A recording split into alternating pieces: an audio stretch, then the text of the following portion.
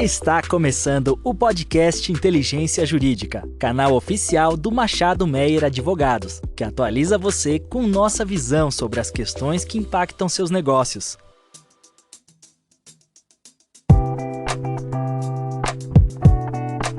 Saudações a todos, esse é mais um episódio da série de podcasts Transição Energética do Machado Meyer. Para esse episódio, eu e Daniel Schifferman, meu sócio na área de infraestrutura e energia. Como vai, Daniel? Oi, Ana, muito legal estar aqui. Nós temos a satisfação de receber conosco Mônica Saraiva Panic. A Mônica ela é formada em comunicação social pela FAAP, com Business MBA em Marketing pela FGV, trabalha há mais de 25 anos na Alemanha, nas áreas de hidrogênio e célula combustível, atuando também como consultora de diversas instituições, tanto nacionais como internacionais, e também, enfim, com o papel de mentora, né? Atualmente ela é mentora de mobilidade a hidrogênio da SAI Brasil e também curadora do movimento Biosphere World. Em 2021, ela foi nomeada Remarkable Woman in the Field of Transport pelo Ministério Federal Alemão para a Cooperação e Desenvolvimento Econômico, o BNZ, e também pela GIS, no âmbito da TUNE. Mônica, é um prazer recebê-la aqui. Muito obrigada por ter aceitado o nosso convite. É um prazer para mim também, Ana, Daniel. Muito obrigada pelo convite e fico à disposição para a gente conversar a respeito do setor do hidrogênio. Mônica, sob a perspectiva geopolítica, o hidrogênio verde hoje ele já é considerado uma forma de comércio de uma energia nova, né? Um tipo novo de energia, com, enfim, né, com uma perspectiva muito promissora, né, de desenvolvimento e crescimento no ambiente mundial. Na sua opinião, como deve acontecer a inserção do hidrogênio, em especial o hidrogênio verde, no mercado de bens e serviços, né, entre os países, nos bens e serviços global? Ainda, você acredita que o hidrogênio ele vai atrair investimentos além do setor de energia elétrica especificamente? Com certeza, Ana. Você sabe que eu acompanho esse setor, eu trabalho nesse setor desde que eu moro aqui na Alemanha, né? Então, é praticamente 25 anos, como você falou, e houve um movimento muito grande, né, na forma de enxergar o hidrogênio, porque há 25 anos atrás ele era visto apenas como um combustível alternativo para a substituição de combustíveis fósseis. Então, só o setor de transportes, ou seja, só o setor automotivo, estava envolvido. Então, houve todo o desenvolvimento de sistemas a célula combustível, protótipos de veículos, demonstrações em todo o mundo, mas, como eu disse, ele era visto apenas por um setor, né, com o objetivo de descarbonização de veículos emissão zero, mas só um setor da economia estava envolvido.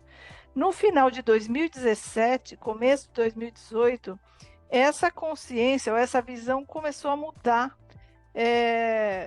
incrivelmente, né? Ele foi até um marco mesmo no setor de que os países da Europa, os Estados Unidos, países da Ásia, começaram a enxergar o hidrogênio como um dos pilares da descarbonização, né? Chegaram à conclusão de que o que estavam fazendo para o setor de transportes não era suficiente para atingir as metas de descarbonização, e com isso era preciso mobilizar outros setores da economia. Então começou todo esse tema, né, da transição energética, da descarbonização em todos os setores, na indústria, no transporte, na geração de energia.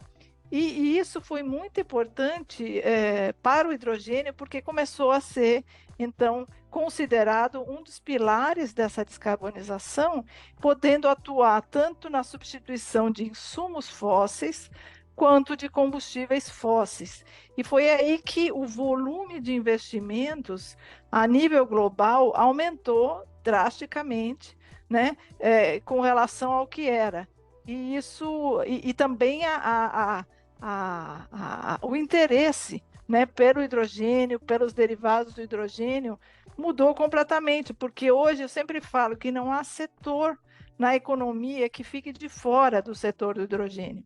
E isso a gente está falando de fabricantes de componentes, equipamentos, máquinas, mas também prestadores de serviços de praticamente 9 elos da economia, ou seja, envolve primeiramente o setor de energias renováveis, todas as fontes, né? Depois o setor de produção de hidrogênio, que são basicamente as empresas de tecnologia, o setor de armazenamento e distribuição, que são os setores de gases industriais, o setor de logística em todos os modos de transporte, então terrestre, marítimo, aeroviário, ferroviário, hidroviário, e também os setores consumidores. Então, a gente está falando de indústrias, né, indústrias químicas, indústrias de aço, indústria de cimento, indústrias que emitem muito dióxido de carbono na atmosfera, ou indústrias que também consomem muita energia. Então, precisa haver todo esse processo de descarbonização e o transporte continuando também em todos os seus modais e a geração de eletricidade distribuída, ou seja, a substituição de geradores a diesel. Então, isso ampliou um leque, né, abriu um leque de oportunidades para todos os setores da economia, e é por isso que hoje se vê esses números imensos, né, em termos de investimentos a nível global nesse setor. Mônica, e especificamente quando a gente fala de Brasil, né, a gente tem visto um movimento muito grande, inclusive no contexto de políticas públicas do governo federal, que passa a falar agora, né, de uma transição ecológica, de uma sustentabilidade ainda maior, né, nos negócios e nas atividades do país, né?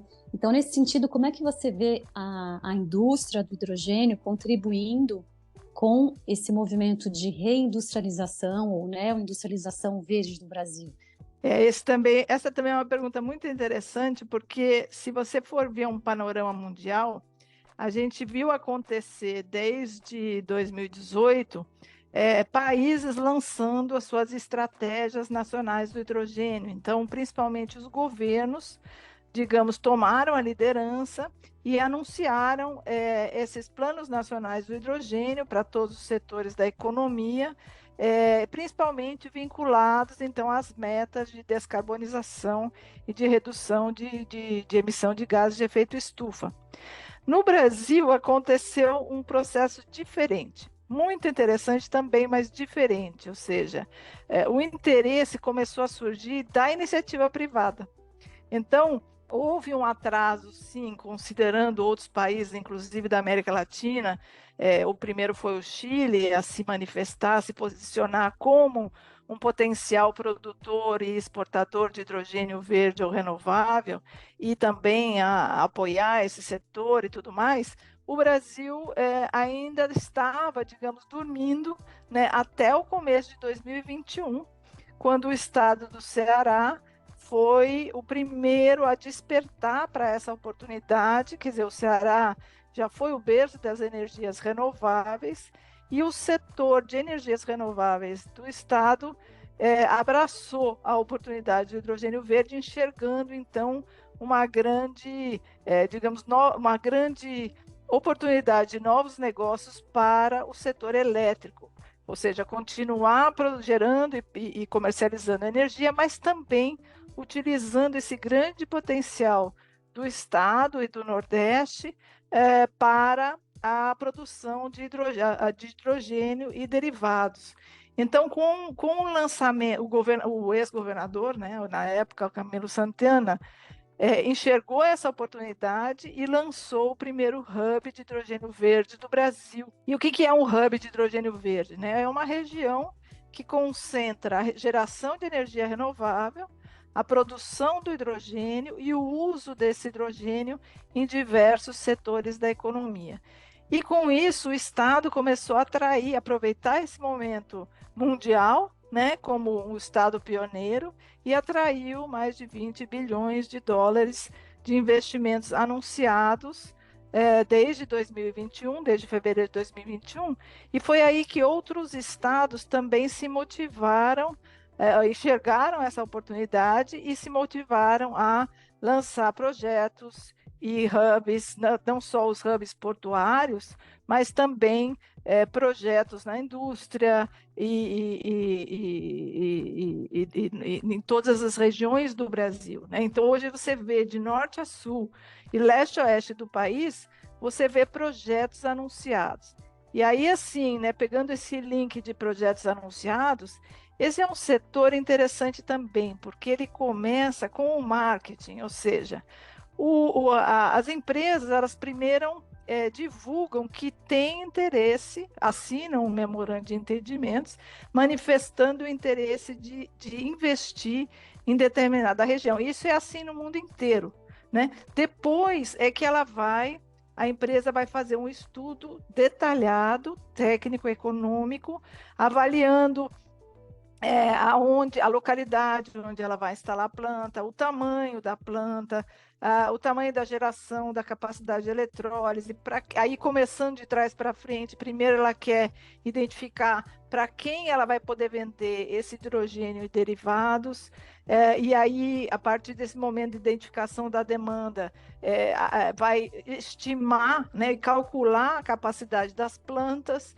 E aí, terminando esse estudo, ela vai ter um número, né, que esse é o valor total dos investimentos a serem feitos, e com essa divulgação eles vão atrair, né, novas empresas, parceiros, porque é um setor onde uma empresa sozinha não consegue fazer uma parte do projeto, né? Então, ele precisa de parceiros, precisa de outras empresas para complementar essas áreas de atuação. E é por isso que o marketing é importante, né? E só após esse estudo, que demora aí de 6 meses a 1 ano, quer dizer, um estudo realmente de alto custo e um estudo importante para efetivar os investimentos anunciados e aí fazer as contratações. Nesse estudo é importante dizer também que tem todo já o projeto de engenharia definido, na maioria das vezes, né? Então, aí a empresa já está pronta para começar a compra de equipamentos e instalação de planta. Então, muita gente até fica em dúvida, não, mas um projeto foi anunciado em 2021, o que aconteceu com aquele projeto? Desistiram? Provavelmente o estudo demorou mais do que o esperado, ou não conseguiram parceiros, ou estão em vias de conseguir. Então, existe esse processo que varia aí de projeto para projeto, mas é um tempo normal, inclusive a nível global. Então, o Brasil, o cenário do hidrogênio no Brasil, ele mudou completamente desde 2021, né? Ele tanto na parte da iniciativa pública, porque aí, com o interesse dos estados, né, e com o interesse do setor privado, o tema chegou, né, no governo federal. Quer dizer, foi um movimento, digamos, ao contrário dos outros países, mas também válido, né, porque está acontecendo. E hoje é com muita alegria que eu vejo todas essas comissões, né, no governo federal, no Senado, na Câmara de Deputados e nos ministérios. A gente vê uma movimentação que antes não existia com essa prioridade. Mônica, você trouxe um panorama muito interessante, né? Claramente você acompanha muito de perto o Brasil, mesmo aí da Alemanha, e toda essa explicação que você nos deu, tanto dos hubs quanto do marketing e a demora natural, né, o estágio de maturidade de um projeto de hidrogênio, acho que colocou o nosso ouvinte muito bem posicionado para entender o que aconteceu nos últimos anos. Eu queria te perguntar, nesse momento agora, e parece que já há, tanto globalmente quanto no Brasil, uma discussão muito forte na viabilidade econômico-financeira dos projetos. E aí, a gente daqui do Brasil acompanhou e acompanha um pouco o que aconteceu nos últimos anos na União Europeia, e principalmente nos Estados Unidos, com o Inflation Reduction Act e outras medidas tomadas, o quanto que políticas públicas, em alguns casos subsídios ou até outras ferramentas, são importantes para deslanchar a indústria. Como é que você enxerga essa discussão no Brasil, que está sendo discutido pelo governo federal, e claro, a própria realidade brasileira, nossa capacidade orçamentária? A gente queria te ouvir sobre isso. Então, esse é um ponto muito importante, Daniel, porque você sabe, a exemplo do mundo, né? Se a gente for pegar aqui na Europa, existe A própria União Europeia, né, já lançou vários programas, até criou um banco específico, né, veja a importância desse setor, né, criou o Banco do Hidrogênio para captação de fundos, né, então existe essa cultura, né, de subsídios. Os projetos normalmente eles são cofinanciados, 50% pela União Europeia, 50% pela iniciativa privada. Desses 50% da União Europeia pode ter também cofinanciamento das municipalidades ou dos estados, né? Então também das regiões onde esses projetos vão ser implementados, mas a porção financeira, né, e o poder financeiro da União Europeia, ele tem um papel vital na viabilização desses projetos. Mas a realidade não é tão diferente da nossa. O caminho é diferente, mas a realidade não é tão diferente. Por exemplo, aqui na Europa, eles têm aproximadamente 200 gigas de capacidade de eletrólise de projetos anunciados, mas apenas 30% desses projetos estão maduros, ou seja, estão em fase de implementação ou já estão sendo comissionados. Então, milagre ninguém faz, né? Assim, não existe mesmo, é preciso os esforços mesmo, tanto da parte governamental, da parte dos estados, da parte da iniciativa privada e também da academia, para que a coisa aconteça. No Brasil e em outros países em desenvolvimento, você sabe, como você mesmo disse, não existe como você cofinanciar essas plantas, né? Ou subsidiar na forma de co-sharing, né? De dividir investimentos mesmo para a implementação desses projetos. Mas o Chile, ele tem um modelo que eu acho assim excepcional, que é o Chile. Ele dividiu aí editais do governo em três áreas, né? Então ele capta fundos internacionais de bancos de fomento, transfere para editais que vão apoiar, cofinanciar projetos, que é a maior parte do volume dos investimentos. Também editais que vão financiar estudos de viabilidade técnico-econômica, que são caros, e também para startups, ou seja, para inovação, pesquisa e desenvolvimento. Então, essas três áreas são importantes cobrir, ou seja, mesmo que o governo brasileiro já se manifestou dizendo que não pode subsidiar plantas, claro que ele pode sim dar incentivos. Tudo que o Brasil já fez para o setor de energias renováveis e para o setor de biocombustíveis, simplesmente tudo que fez para fomentar esses setores, e fez muito bem, né, que a gente sabe que deu muito certo, ele pode transferir ou ampliar ou fazer adendo para o setor do hidrogênio. Então, assim, as pessoas sabem como fazer, né? Não existe, você não precisa inventar a roda, você não precisa começar do zero no processo regulatório e nem na gama de incentivos que é preciso para fomentar esse setor. Para você ter uma ideia, a competitividade do hidrogênio, da molécula e de todos os derivados do hidrogênio, ou seja, combustíveis sintéticos, metanol, gasolina verde, querosene verde, HVO, todos os derivados do hidrogênio, inclusive aí os produtos verdes que podem utilizar o hidrogênio como insumo para substituir o carvão. Então, por exemplo, o aço verde, o cimento, fertilizantes, tudo isso depende do custo da eletricidade renovável. Então, se 70% do custo do hidrogênio verde ou renovável, ele é representado pelo custo da eletricidade.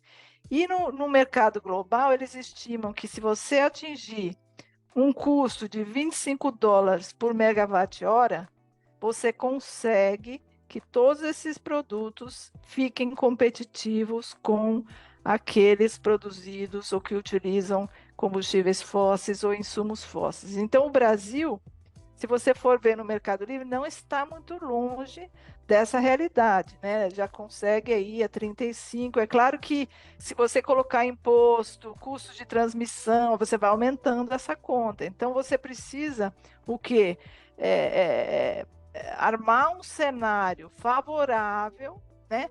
Para que essas plantas possam produzir o hidrogênio e os derivados a baixo custo. Você não precisa, digamos, financiar as plantas. Você precisa apenas dar subsídios ou incentivos. Eu não gosto de falar subsídios nesse caso, porque, aliás, os subsídios nem são aceitos para contratos internacionais, então não adianta você dar subsídio que não vai resolver o problema, mas sim incentivos para que o produto seja gerado ou produzido competitivamente. Então, se você colocar impostos, né, aumentar os impostos de transmissão, o Brasil já isentou aí vários impostos de transmissão para os casos das renováveis, tudo isso que foi feito antes, ele deve continuar agora, porque ele vai fazer com que o Brasil fomente um cenário competitivo para esse setor. E é só isso que precisa, mais nada. Quer dizer, se você consegue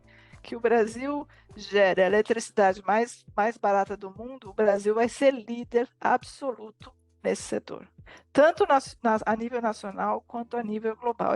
É impressionante como que é fácil, né? Ou seja, a cadeia é tão ampla, né? Mas tudo depende de uma coisa só, né? Do setor de eletricidade renovável, que inclui, né, várias fontes, né? Na verdade, a gente não vai estar beneficiando um setor só, né? Ao dar esses incentivos, a gente vai estar beneficiando várias fontes renováveis no país, que é o grande tesouro do país, né? O país rico, eu sempre falo, na transição energética, é o país rico em energias renováveis. E aí você vai ver que vai haver, né, uma mudança no cenário geopolítico internacional, porque existem mais países ricos em energias renováveis do que países ricos em energia fóssil. Então, essa dependência que existe hoje a nível mundial, ela vai se espalhar e vai beneficiar países que precisam desse setor da energia para gerar riquezas, né, para diminuir pobreza, para gerar desenvolvimento, desenvolvimento socioeconômico. Então, assim, essa transformação é que é importante enxergar que se o Brasil existe essa janela, né, de 7 anos que a gente fala até 2030, que é uma janela onde os países estão se posicionando, estão arrumando as suas economias para fomentar esse novo setor. E se o Brasil perde essa janela de 7 anos, ele perde a oportunidade de ser um dos líderes, né, nesse setor emergente do hidrogênio. Vamos trabalhar para não perder a janela, até porque você deu toda a receita do bolo aí, para quem ouviu com calma. E eu achei interessante, dentre as várias coisas bacanas que você falou, os exemplos que já estão aí, né? A gente tem exemplos dentro de casa, você falou com propriedade, como que para desenvolver já está maduro hoje, renovável, vários programas tiveram sucesso, vou citar só o Proinfa para ficar em um, mas teve tantos outros. E também aqui a gente testemunha o quanto que um aspecto que eu achei interessante você falou, que é o financiamento dos estudos de viabilidade e outros estudos, né? Muitas vezes a gente vê que a parte mais difícil no começo da indústria é ter capital de risco e propenso aí para esse tipo de estudo, sem o qual a indústria não deslancha. Agora, se você me permitir, eu queria voltar para a Alemanha, porque aqui a gente sempre acompanha um dos principais aí vetores desse mercado de hidrogênio, que é a Alemanha, e teve, se não me engano, há um mês, em julho de 23, um anúncio com relação aí dos tipos de hidrogênio, né, em que a Alemanha havia um foco mais específico no hidrogênio verde, tanto para uso quanto para financiamento, e agora houve uma flexibilidade para outros tipos de hidrogênio. Se você puder nos contar um pouquinho, seria interessante. Essa pergunta é muito legal, porque essa é uma coisa que eu também penso direto, né?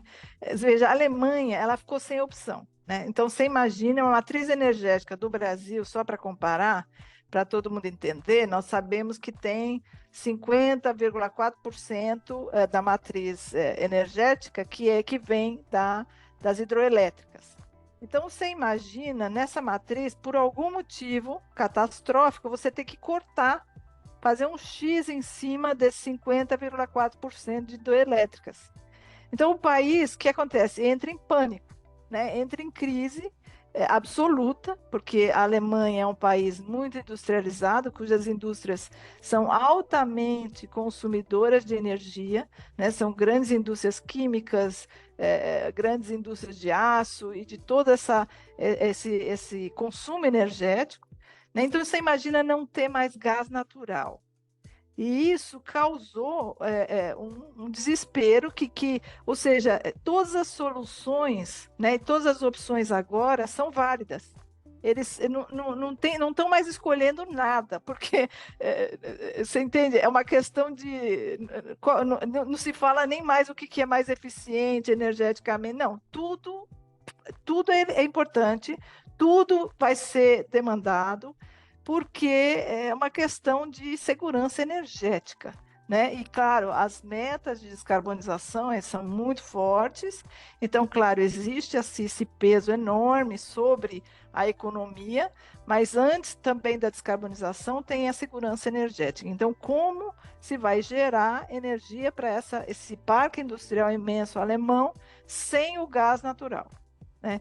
Então, aí você vê que, claro, a prioridade é o hidrogênio verde ou renovável, e o próprio leilão H2 Global, ele tem essa premissa, né, esse critério, e também a maioria dos contratos de importação.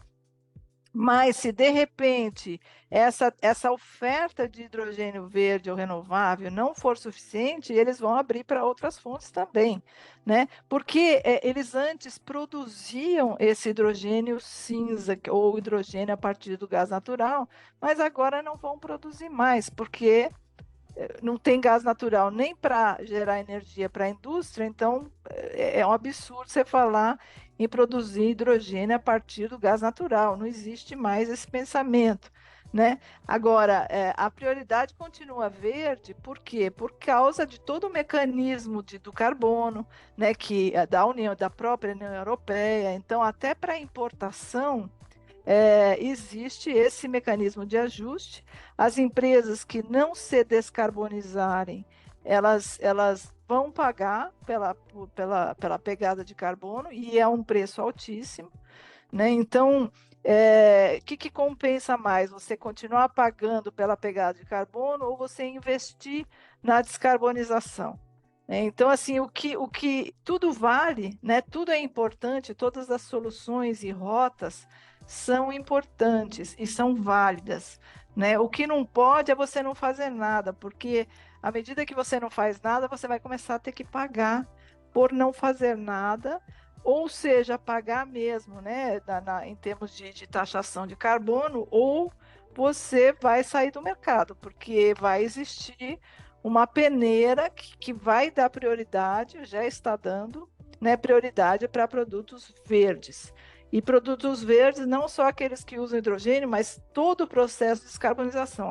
O plano de descarbonização de uma empresa é hoje como se fosse um cartão de visitas mesmo da empresa. É inaceitável uma empresa que não tenha esse plano de descarbonização em todas as áreas, né? Na área do uso da energia, da eficiência energética, do aproveitamento de resíduos, da substituição de insumos e combustíveis fósseis. Então, claro que não é uma coisa que acontece de hoje para amanhã, mas a empresa tem que ter esse plano e essa janela, e esse plano tem que estar de acordo com o cronograma do país, né? Quais foram os compromissos que o país assumiu com as metas climáticas, né, no Acordo de Paris, e as empresas têm que seguir aquele cronograma, ou seja, net zero até 2050 e 2030, 50% de redução da pegada. Então é isso que vale, né? As rotas, elas são flexíveis, porque vai depender de oferta e demanda, vai depender do mercado, vai depender. Não adianta você querer só um tipo de hidrogênio se você não encontra, né? Se a oferta é limitada. Então, tudo é válido. O que não é válido é a gente esperar, né? Esperar para ver o que vai acontecer, porque aí esses 7 anos eles passam muito rápido, né? A gente sabe que o tempo voa, né? E a gente sente todos os dias as consequências das mudanças climáticas. Então, a espera que é o fator, é o problema, né? Não, eu sempre falo que não se deve falar, essa rota é melhor que aquela, se preterir uma rota para outra. Essa discussão ela é meio que inútil, porque tudo é importante, né? Tudo é importante se for para reduzir as emissões de efeitos de gás carbônico na atmosfera. A questão da segurança energética tomou outra proporção agora, né? Muito interessante. Exatamente, exatamente. Muito interessante, Mônica, assim, uma aula, eu estava comentando aqui com o Daniel, uma aula, muito bom poder ouvir você e também ouvir a tua perspectiva, porque você está do outro lado também, né? Porque uma coisa a gente está aqui no Brasil, enfim, as coisas acontecendo em volta, outra coisa a gente sair um pouquinho, mudar de perspectiva e olhar, né, o Brasil com uma perspectiva muito maior, né? União Europeia, enfim. E esse desafio que é justamente tentar assumir esse posto de líder, né, na transição energética, enfim, para que a gente consiga isso, vamos ter que correr bastante, né? Não vai ser algo dado, né? Mas, Mônica, muito obrigada pela sua participação. Queria te desejar muito sucesso. Esperamos revê-lo em breve, em outras oportunidades. Enfim, muito obrigada pela sua gentileza de estar aqui com a gente, podendo compartilhar um pouco do seu grande conhecimento aí nessa área de hidrogênio e de células a combustível, enfim, e transição energética em geral. Muito obrigada. Obrigada a você, Ana. Obrigada, Daniel. Foi um prazer. Obrigada a todos que estão nos escutando. E fico à disposição para a gente voltar a conversar quando for do interesse de vocês, quando surgir um fato novo. E vamos continuar, né, nessa luta aí, que é de todos nós, na verdade. Muito obrigado, Mônica. Foi um prazer recebê-la. Muito obrigada a todos e até o nosso próximo episódio.